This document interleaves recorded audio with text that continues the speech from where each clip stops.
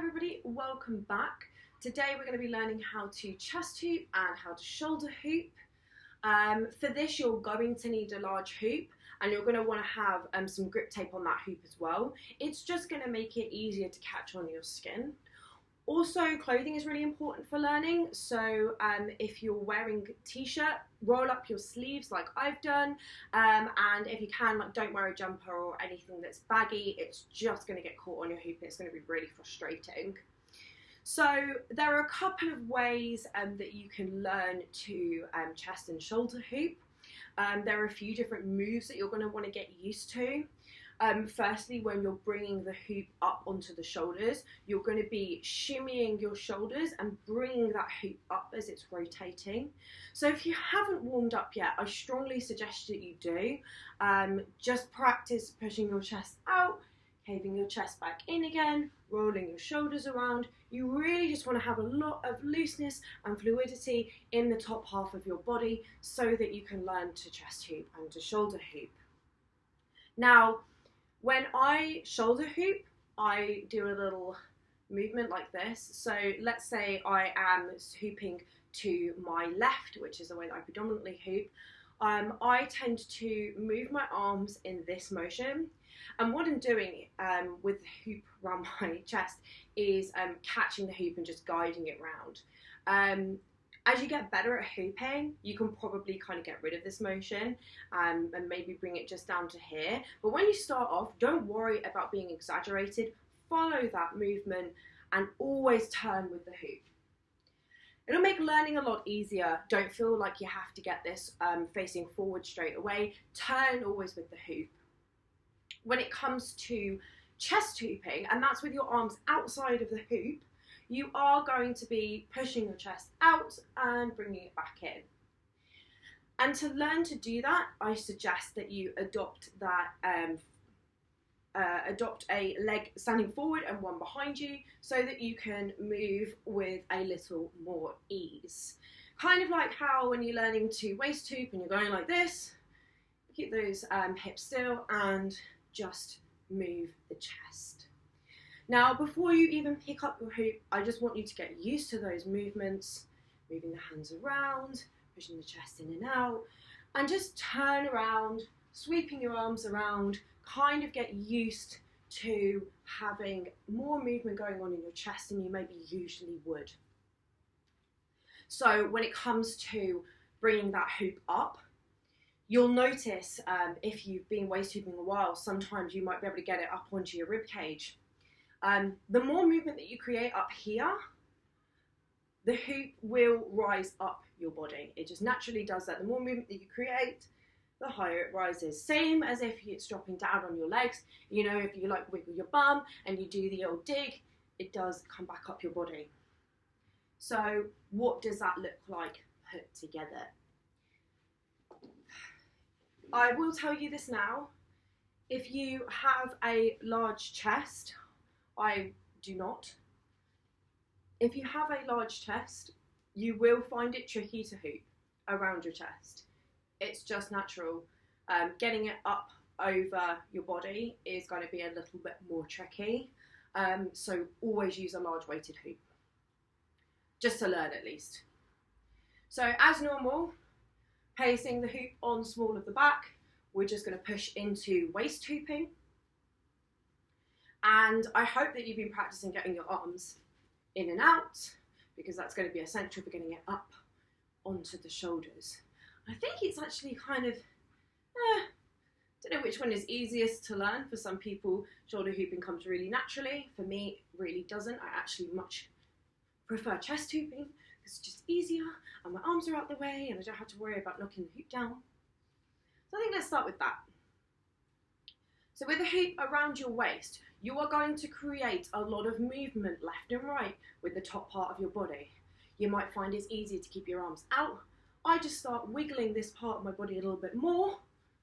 So see how exaggerated my hip movements are now? And then I start to wiggle my torso to try and catch it.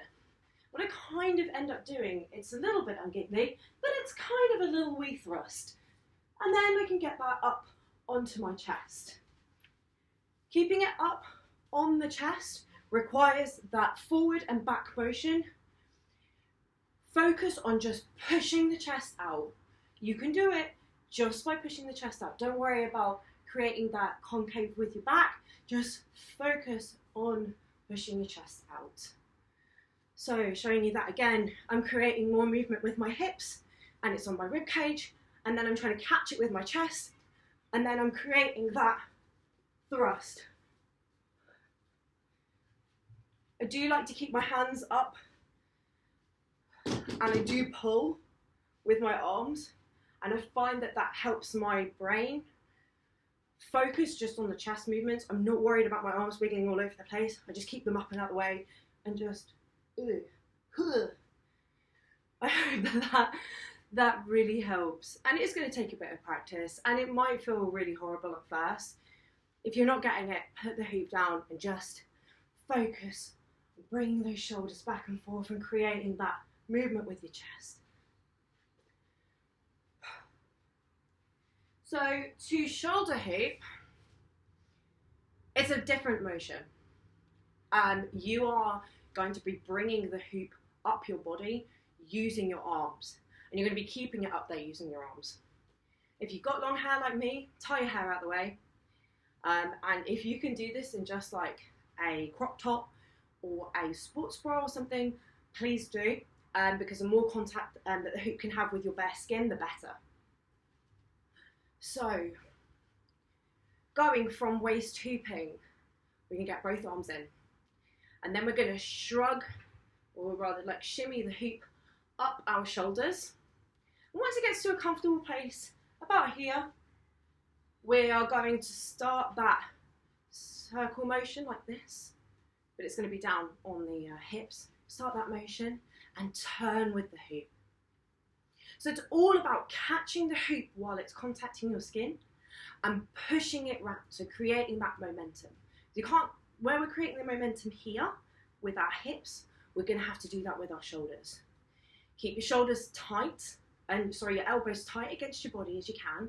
So if you start going up like this, the hoop's going to come up onto your neck.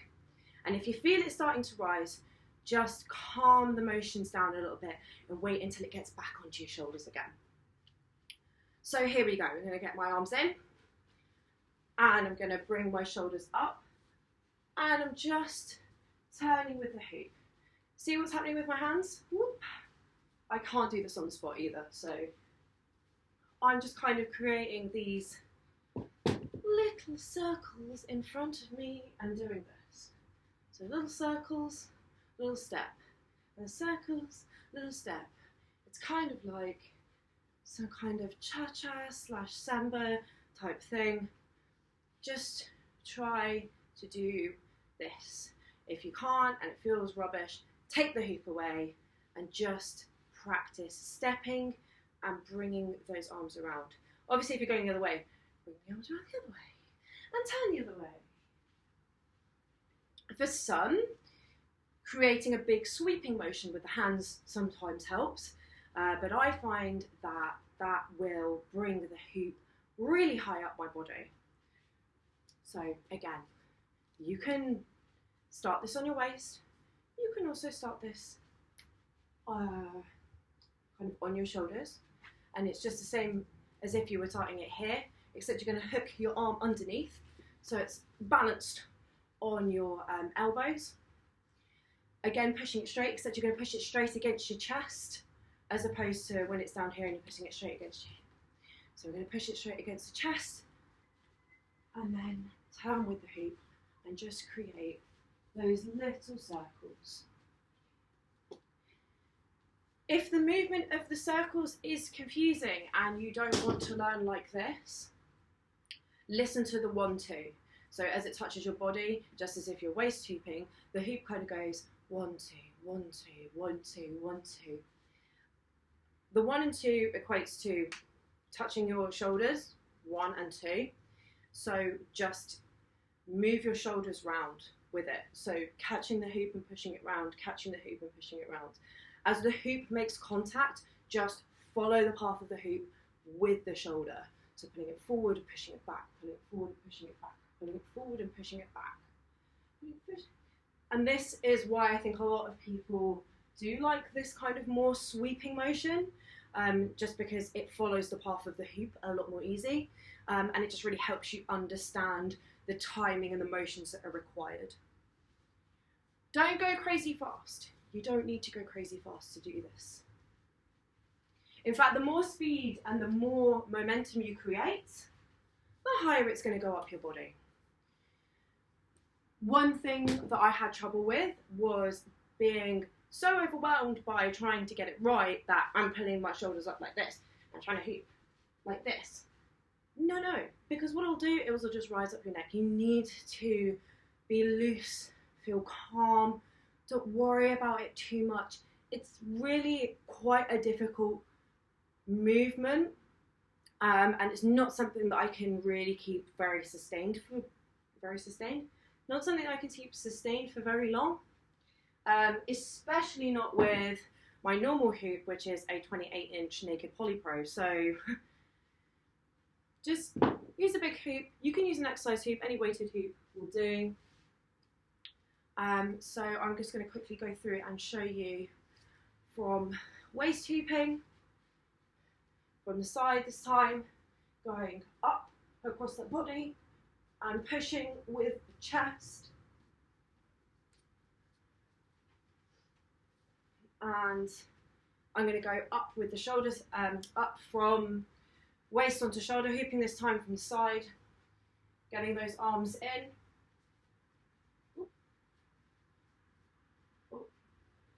So I don't know if you caught that there, but it actually got quite high on my neck.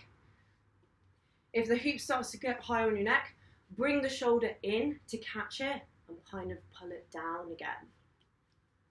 If it goes onto your neck, get the shoulder in, get the other shoulder in, and just slowly bring it down. Don't panic.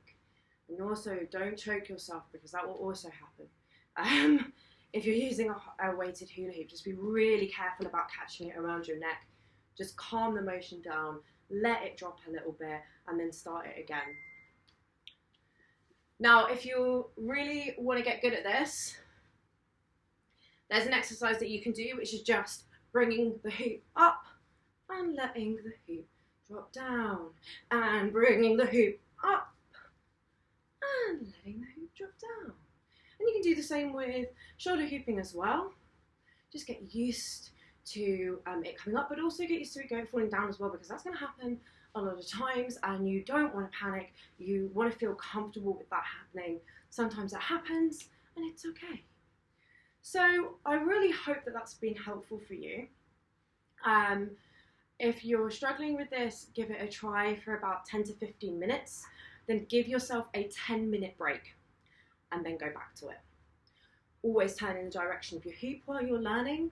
It will make things easier. And if you found that the ways that I taught this doesn't really resonate with you, go and try some other tutorials, because there are a number out there that might help you and might explain things in a different way that really works for you. I'm going to be making some other tutorials and moving a little bit more into the intermediate styles of hooping. But yeah, I hope you found this helpful, and I will see you all soon. Bye!